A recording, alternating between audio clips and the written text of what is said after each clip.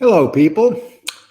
Well, I appreciate you watching this video. It's going to be very interesting because, you know, I came on with Chicky a couple days ago and we talked about Anthony Arillotta. And ever since we did that, there's been a lot of threats coming from him.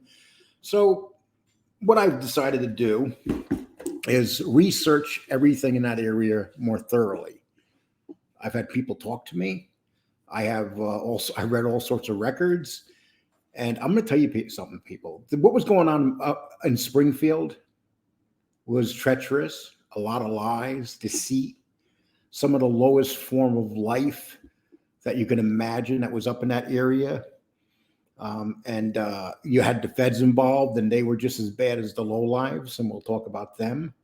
But first of all, as you know, the other day we did a show on Anthony Arillotta. And I was wondering, how can a guy like Anthony Arillotta actually become the head of that faction? It's a Genovese faction up there. He's the head of that. How does a guy like that get to that point? But he did it by being very ruthless. He wasn't loyal to nobody, even his friends. And in the end, when he became a rat, he ratted on everybody, even his friends.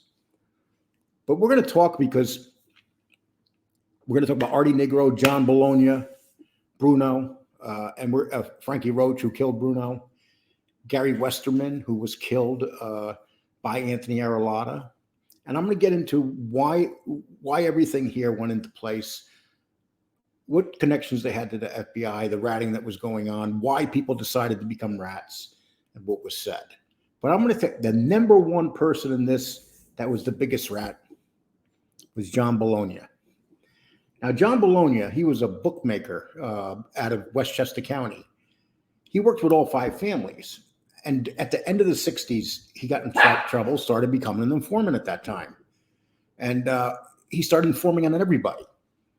And nobody knew he was an informant. He was going back and forth. And he lied to the FBI. He kept lying to the FBI. We're going to get up here. Let me read something of this guy right here. In 1997, Bologna offers his handlers colorful summary of beefs, various gambling, and illegal loan rackets, including one led by an owner of a junkyard. He also receives stolen cars and hosts sit-downs for gangsters. Now, let's remember, this guy Bologna, he was involved in some murders. He was involved in the murder of Bruno. He knew about the murder of Gary Westerman. And we're going to talk about Gary Westerman. And at the same time, he was lying to his handlers and the FBI and not telling them any of this.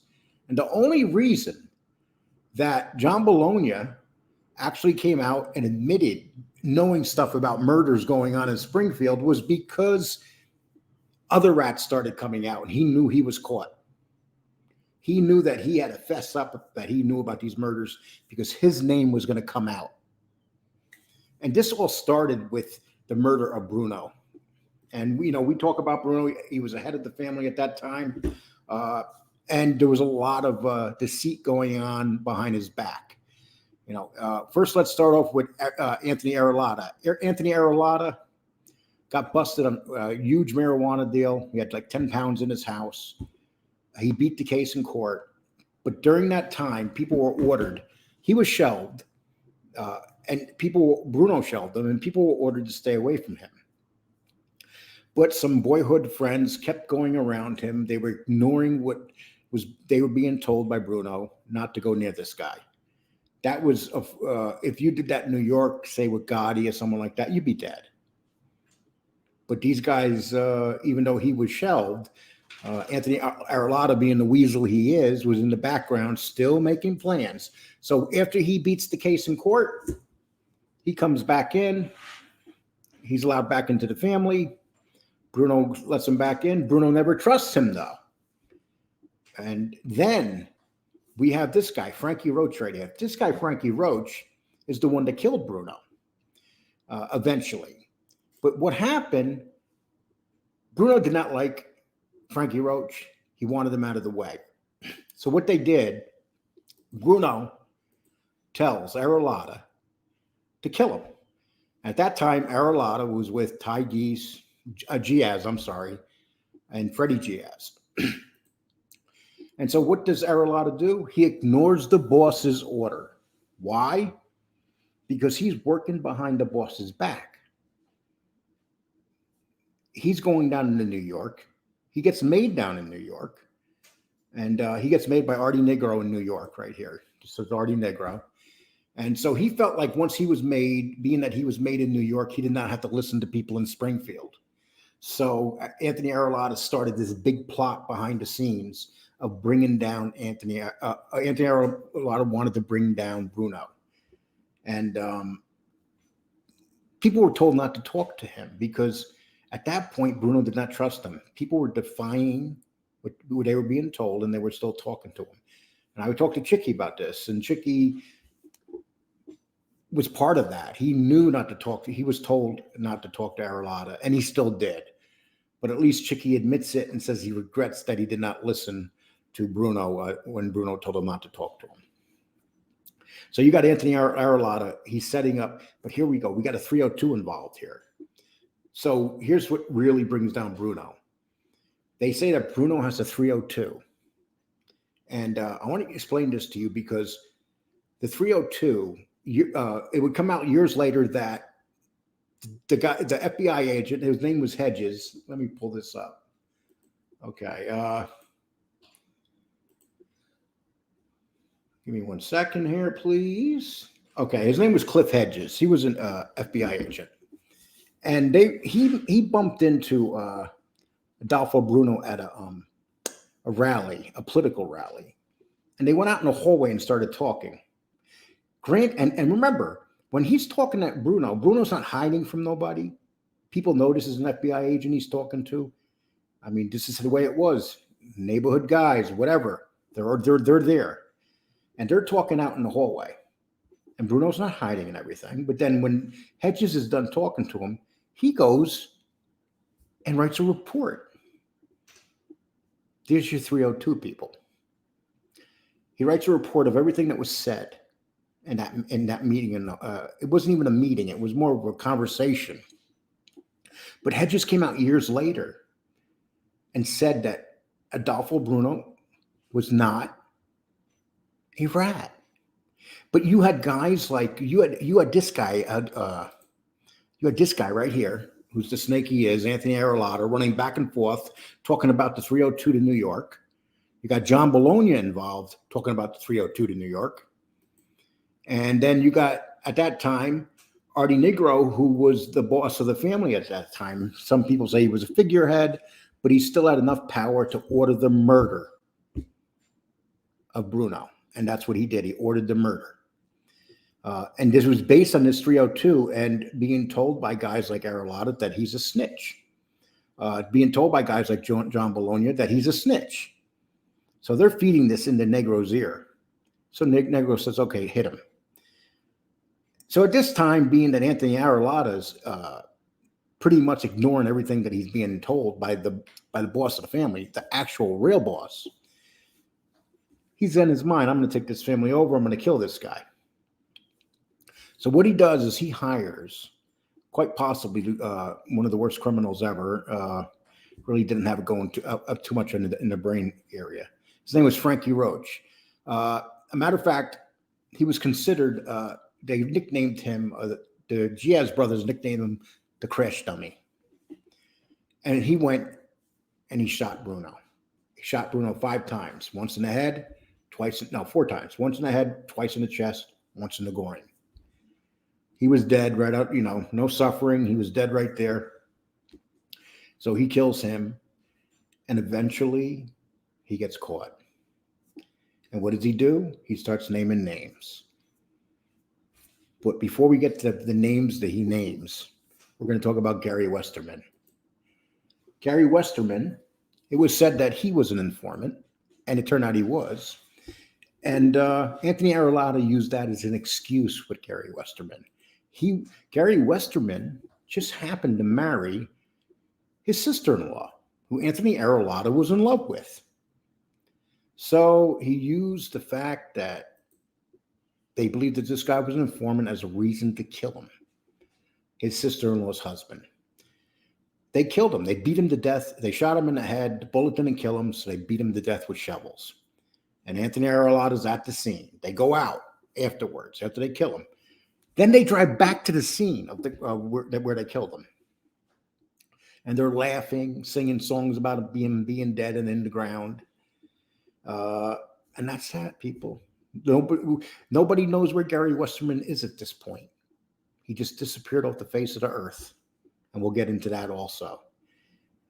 And so at that time, everything's in motion, because now you start having people ratting, because the first person to go down with the ratting, as we said, was Frankie Roach. As soon as, he gets busted, he decides to sing, and then he implicates Anthony Arillotta, Freddie Giaz, and Ty Giaz. And he implicated John Bologna. But the fact is, once John Bologna knew that he was being implicated in these murders, he knew he had to be straight with the FBI, because he's been lying to them for years and giving them false information. And this is the problem with these 302s, people. You have these gangsters out there, or these wannabe gangsters out there, lying to the FBI and giving them false information, and that are under him. Anthony Arillotta is their boss, so they accept the boss to come forward as a rat and basically start snitching on his own men. Not only that, what did Anthony Arillotta do? He took them to where the body things up.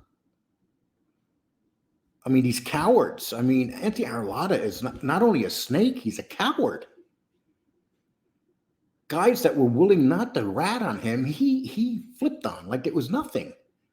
And then on top of that, he's running around with a 302 and saying, "Oh, Bruno ratted," not because he cared about the guy being a rat, not because he cared about the whole thing. He didn't want the whole thing to come, rats were crossing everybody. He was working with John Bologna, who was a huge rat.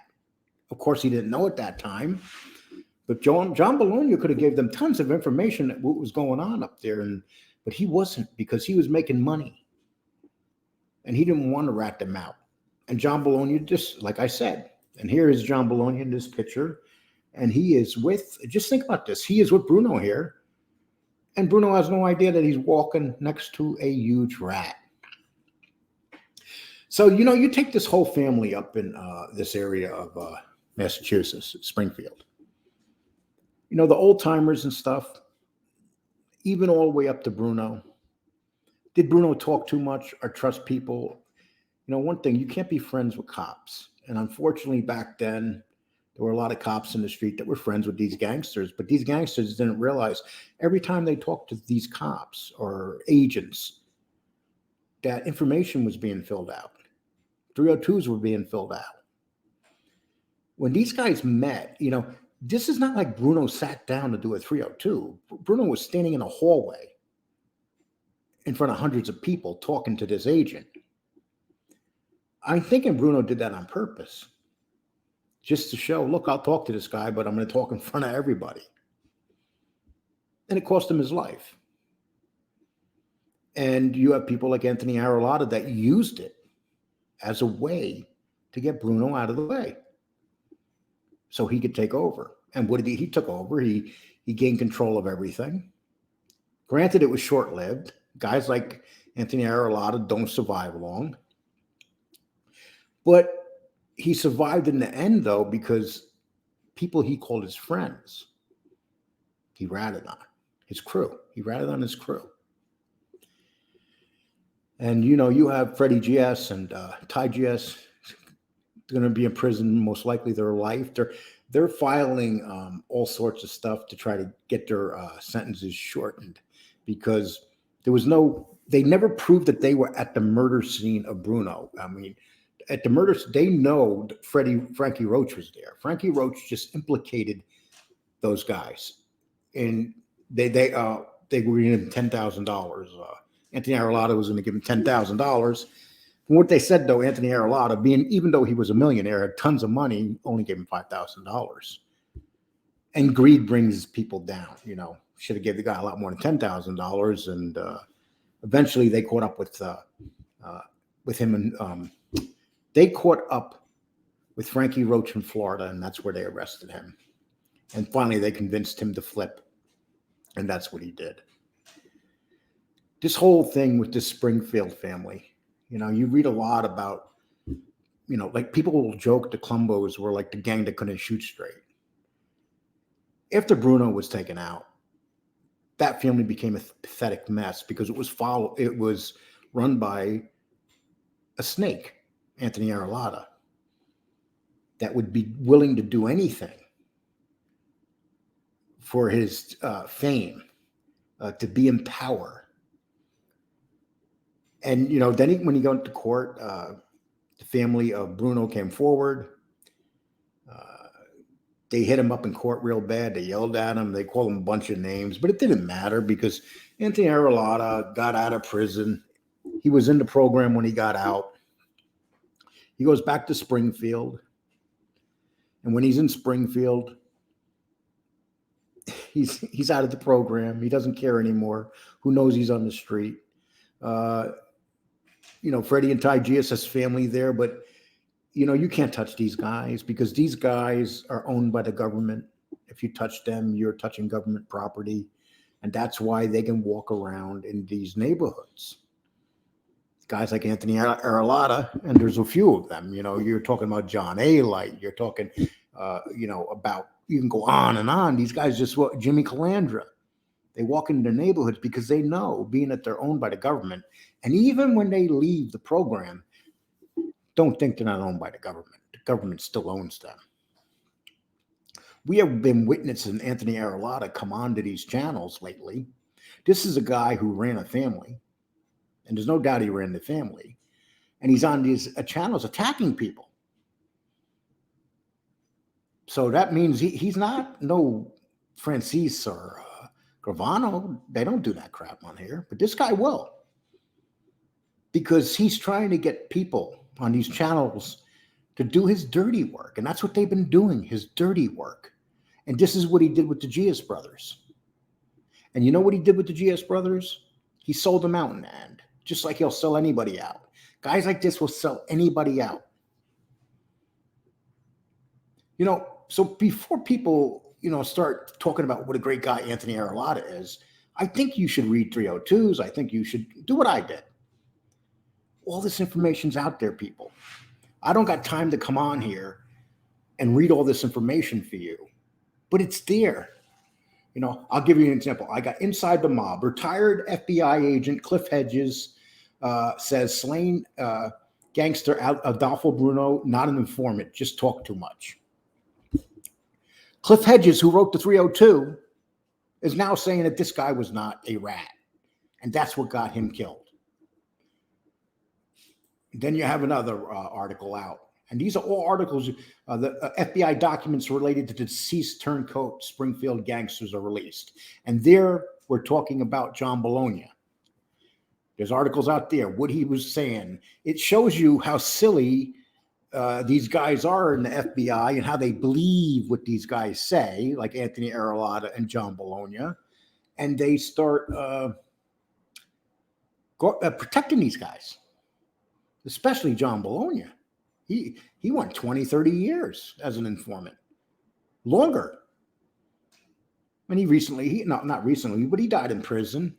And where he belonged, because they found out that he was lying to them. But he walked the streets all those years, and he was out. He never got charged because he was giving them information. Usually it was bullshit information. And the only reason that Bologna started giving good information in the end was because all the rats, yes, it doesn't matter, people, because you know why? They never ratted. And now, as we know, Freddie Gias is on trial for the murder of Whitey Bulger. And one thing I learned is after you hear what the government has done, the lies they commit, they have said about that whole thing with Bulger and Freddie Gias, I would ask yourself this before you jump to conclusions. Why? Why did they release Bulger into Gen Pop in a killer prison? You know why? Because they knew he was going to be killed. What came out of Bulger's mouth? Who was he about to expose? It's quite obvious that somebody want him out of the way. You don't just accidentally send him to that prison where you know he's going to be killed. But once again, that's our government.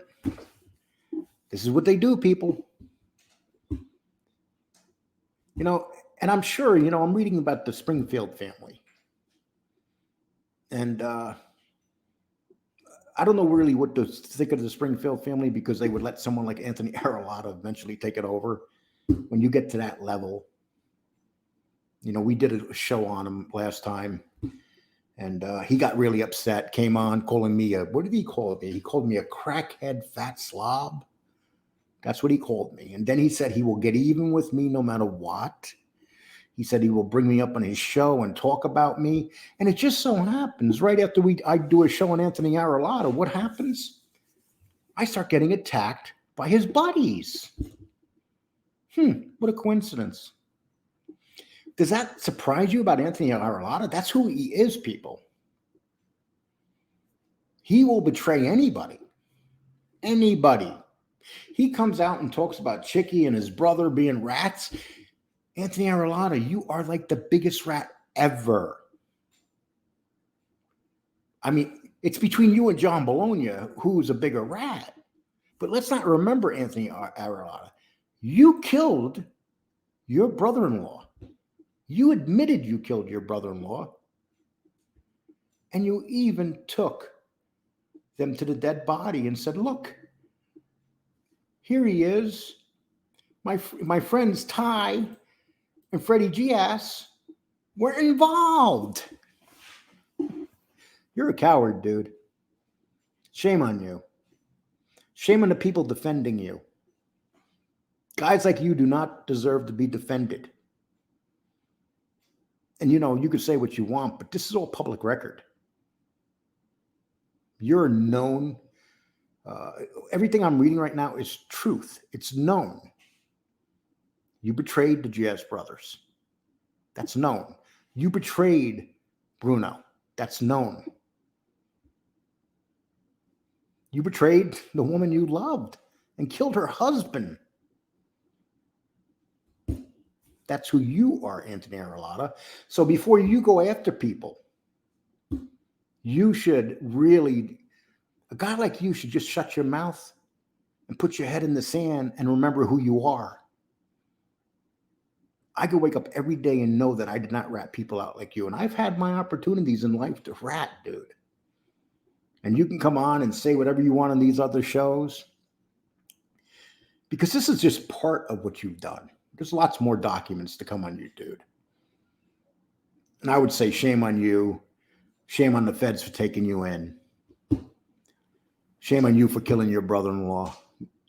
No matter what he was, you didn't kill him because he was an informant. You killed him because he was with the woman that you loved. Shame on you for killing Bruno, because once Bruno died, that whole family fell apart. And, you know, these guys that were friends with Arillotta, that were all going behind everybody's back, especially Bruno's back, and they were making plots. They were plotting against everybody. See, you can say what you want about Anthony Arillotta, but one thing he knows how to be a snake, and he's very good at it.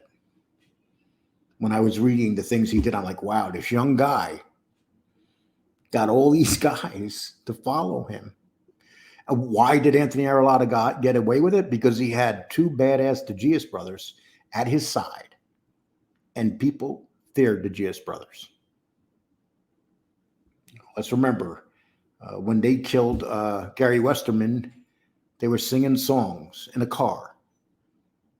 Arillotta and the Gias brothers singing about Gary Westerman being dead, making jokes about it. But you know what? You still got to give the Gias brothers their due, because like men, they took their punishment like men. And like snakes, other people decided to rat everybody out, even though they were the boss of the family. Well, the boss of the faction up in Springfield. That's just one story, people. I'm going to give you many stories about these people that were involved in these families and became rats. Something about the rats. They know who the rats are, who to look for, and it's usually the weakest guy that can't handle some prison time. They know who to home in on. But when you rat, and people have to remember, when these rats rat, they betray friends. People that are in the street and they're buddies with, they go to restaurants with, and they're hanging out every night. They go looking for women with these guys and drive around and just buddies. And then you'll have, example, Arillotta turning on the GS brothers. Well, I hope that you understand this video. I'm going to be doing more videos like this. I'm going to start really going in on these rats, because when you try to intimidate me, I'm going to tell these rats this, and you've been doing this. You've been having your lackeys out there doing your battles for me. It doesn't matter. The more I get attacked, the worse I get, the more information I bring out. Nobody's going to intimidate me and stop me. Because, ooh, you guys are rats. You guys are not gangsters, you rats. You, at one time, you were gangsters. But once you rat, you lose your gangster card. You're basically just a rat now that threatens people. That's all you are. Nothing more. People, please like this video. I hope you enjoy the video. And I hope you rats enjoy this video. I hope I really pissed you off, because that's my goal here. Take care, people. Thank you very much.